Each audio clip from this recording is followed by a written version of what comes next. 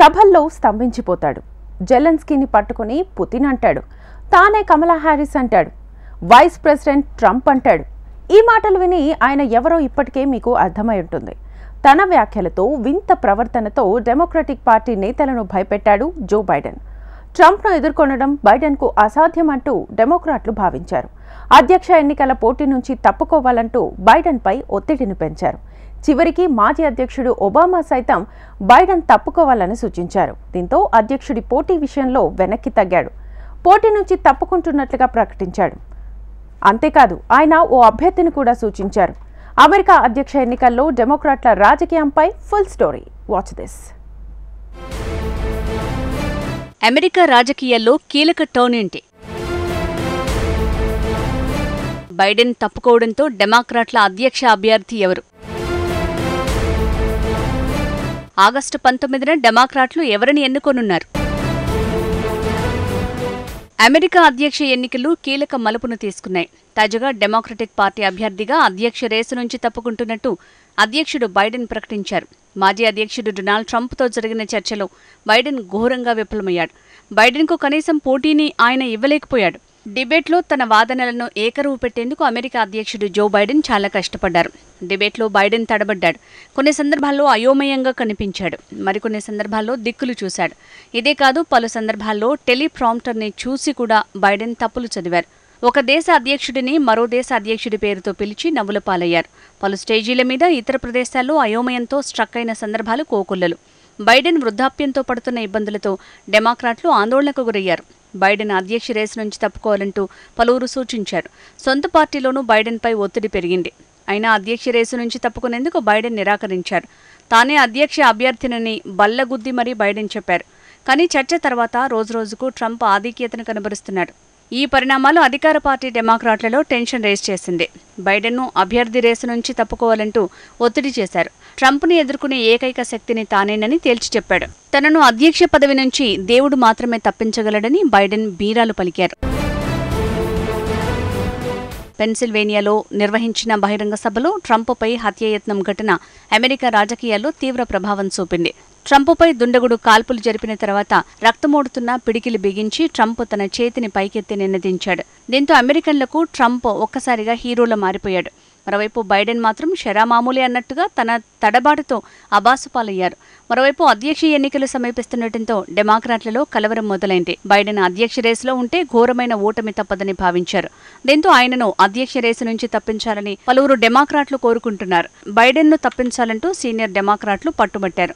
Democrat senior నాయకులు, America Congress మాజీ speaker Nancy Pelosi, చుక్ షుమేర్ సైతం బైడెన్కు వ్యతిరేకంగా గళం విప్పారు. చివరికి బైడెన్కు అత్యంత కీలకమైన సలహాదారు, మాజీ అధ్యక్షుడు ఒబామా సైతం బైడెన్ తప్పుకోవాలని సూచించారట. వారికి బైడెన్పై విశ్వాసం పోయింది. ట్రంప్ని బైడెన్ ఓడించలేరని వారు బలంగా నమ్మారు. మరోవైపు బైడెన్ ప్రతిష్ట రోజురోజుకు పడిపోతున్నట్టు సర్వేలు చెప్పాయి. అదే సమయంలో డొనాల్డ్ ట్రంప్ పూర్తిగా ఆధిక్యం కనబరుస్తున్నట్టు సర్వేలు చెబుతున్నాయి. దీంతో డెమోక్రటిక్ నేతల ఒత్తిడికి బైడెన్ తలొగ్గారు.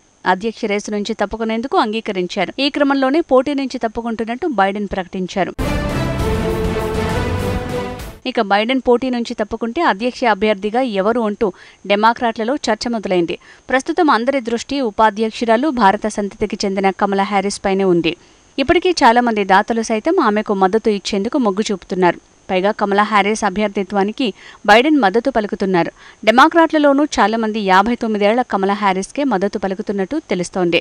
అయితే California governor Gavin Newsom, Illinois governor Fred కేర్ సైతం బరిలో నిలిచే అవకాశం ఉంది. అయితే ఆగస్టు 19న మొదలయ్యే డెమోక్రటిక్ నేషనల్ కన్వెన్షన్లో పార్టీ అభ్యర్థి డెమోక్రాట్లు ఎన్నుకునే అవకాశం ఉంది. సర్వేలు కూడా కమలా హ్యారిస్ని పోటీలో దింపితేనే ట్రంప్కు గట్టి పోటీ ఇవ్వగలరని వెల్లడిస్తున్నారు. CNN నిర్వహించిన సర్వేలో బైడెన్, ట్రంప్ పోటీ పడితే 49% మంది మాజీ అధ్యక్షుడికి, 43% మంది ఓట్లు ప్రస్తుత అధ్యక్షుడికి మద్దతు పలుకుతున్నట్టు వెల్లడించింది. ఒకవేళ మాజీ అధ్యక్షుడికి కమలా హ్యారిస్కి మధ్య పోటీ జరిగితే మాత్రం టఫ్ ఫైట్ ఉంటుందని సర్వే వెల్లడించింది. ట్రంప్కి 43% మంది అనుకూలంగా ఓటేస్తే కమలా హ్యారిస్కు 42% మంది మద్దతు పలుకుతున్నట్టు CNN సర్వే వివరించింది. బైడెన్ కంటే కమలా హ్యారిస్ మాత్రమే ట్రంప్ను ఎదుర్కోగలరని సర్వేలు వెల్లడిస్తున్నాయి. ఇప్పుడు బైడెన్ తప్పుకోవడంతో కమలానే అధ్యక్ష ఎన్నికల్లో డెమోక్రాట్లు దింపే అవకాశం ఉంది. ఇక కమలా హ్యారిస్ను పార్టీ నేతలు ఏకపక్షంగా ఎన్నుకుంటారా అన్న చర్చ జరుగుతోంది. బహుశా California governor Newsom, Illinois governor ఫ్రెడ్జ్కేర్తో కమలా హ్యారిస్ పోటీని ఎదుర్కోవాల్సి రావచ్చేమో. వీరితో పాటు మరికొందరు కూడా అధ్యక్ష ఎన్నికలకు ఆసక్తి చూపుతున్నారు. ఇలాంటి తరుణంలో డెమోక్రాట్లు అధ్యక్ష అభ్యర్థిని ఎన్నుకునేందుకు ఓటింగ్ నిర్వహిస్తారు. ఈ ఓటింగ్లో 4700 మంది డెమోక్రాట్ల ప్రతినిధులు పాల్గొంటారు. ఈ ప్రతినిధులతో పాటు సూపర్ డెలిగేట్లు, మాజీ అధ్యక్షులు, మాజీ ఉపాధ్యక్షుల మద్దతుని కూడా అభ్యర్థులు పొందాల్సి ఉంటుంది. రేసులో ఎవరికి ఎక్కువ ఓట్లు వస్తే వారినే అధ్యక్ష అభ్యర్థిగా నిర్ణయిస్తారు. నిజానికి ఇలా చివరి క్షణంలో గతంలో ఎప్పుడూ పార్టీ అభ్యర్థి పోటీ నుంచి తప్పుకున్న దాఖలాలు లేవు. ఎన్నికలకు 4 నెలల ముందు అభ్యర్థి తప్పుకోవడం ఇదే తొలిసారి. దీంతో డెమోక్రాట్లు ఇప్పుడు ఏం చేయబోతున్నారు అన్నది చర్చనీయాంశంగా మారింది. అంటే కమలా హ్యారిస్ను ఏకగ్రీవంగా ఎన్నుకుంటారా లేక ఓటింగ్ నిర్వహిస్తారా అన్నది తేలాల్సి ఉంది. ఇదిలా ఉంటే అధ్యక్ష రేసు నుంచి డెమోక్రాట్ల అభ్యర్థిగా బైడెన్ తప్పుకోవడంపై మాజీ అధ్యక్షుడు, రిపబ్లికన్ అధ్యక్ష అభ్యర్థి డొనాల్డ్ ట్రంప్ స్పందించారు. దేశ చరిత్రలోనే అత్యంత చెత్త అధ్యక్షుడు బైడెన్ అంటూ వ్యాఖ్యానించారు. బైడెన్ స్థానంలో కమలా హ్యారిస్ వస్తే ఆమె ఓడిపోవడం మరింత సులభమని ట్రంప్ ధీమా వ్యక్తం చేశారు. డెమోక్రటిక్ పార్టీ అధ్యక్ష అభ్యర్థిత్వానికి తనకు మద్దతు పలికిన అధ్యక్షుడు బైడెన్కు కమలా హ్యారిస్ ధన్యవాదాలు తెలిపారు. రిపబ్లికన్ అభ్యర్థి డొనాల్డ్ ట్రంప్ ఆయన అతివాద పార్టీ 2025 ఎజెండాను ఓడించడానికి దేశాన్ని ఏకం చేయటమే తమ ముందున్న లక్ష్యమని కమలా హ్యారిస్ తెలిపారు. కమలా హ్యారిస్ అమెరికా తొలి మహిళా ఉపాధ్యక్షురాలు. మొదటి నల్లజాతి దక్షిణాసియా సంతతికి చెందిన తొలి ఉపాధ్యక్షురాలు కూడా ఆమె. అధ్యక్షుడి ఆమోదం పొందటాన్ని గౌరవంగా భావిస్తున్నట్టు కమలా హ్యారిస్ చెప్పారు. పార్టీ నామినేషన్ సాధించి గెలవటమే తన ఉద్దేశమని కమలా తెలిపారు. ట్రంప్ను ఓడించేందుకు సర్వశక్తులు ఒడ్డుతానని, ఎన్నికలకు ఇంకా 4 నెలల సమయమే ఉందని చెప్పారు. మనందరం కలిసి పోరాడితే ఖచ్చితంగా గెలుస్తామని కమలా హ్యారిస్ చెప్పారు. ఇక అమెరికా ఉపాధ్యక్షురాలికి మాజీ అధ్యక్షుడు బిల్ క్లింటన్, ఆయన సతీమణి హిల్లరీ క్లింటన్ ఇప్పటికే మద్దతు ప్రకటించారు. భారత సంతతికి చెందిన మరో కీలక డెమోక్రటిక్ నేత ప్రమీలా జయపాల్ సైతం హ్యారిస్కు మద్దతు పలికారు. ప్రస్తుత ఉపాధ్యక్షురాలిపై పార్టీలో చాలా మంది సదాభిప్రాయం ఉంది.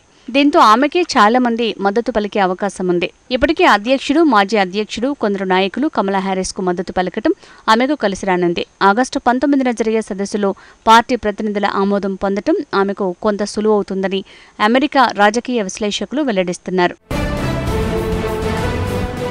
బైడెన్ అధ్యక్ష రేసులో ఉన్నన్ని రోజులు ట్రంప్ విజయం నల్లేరు మీద నడకలాంటిదని అందరూ భావించారు. ఇప్పుడు బైడెన్ పోటీ నుంచి తప్పుకోవడంతో ట్రంప్కు గెలుపు అంత సులువు కాదని విశ్లేషకులు అంచనా వేస్తున్నారు. కమలా హ్యారిస్కి చాలా మంది నల్లజాతీయులు, భారత సంతతికి చెందిన ఓటర్లు మద్దతు ఇచ్చే అవకాశం ఉంది. దీంతో ట్రంప్ కష్టపడాల్సిందేనని రాజకీయ నిపుణులు చెబుతున్నారు.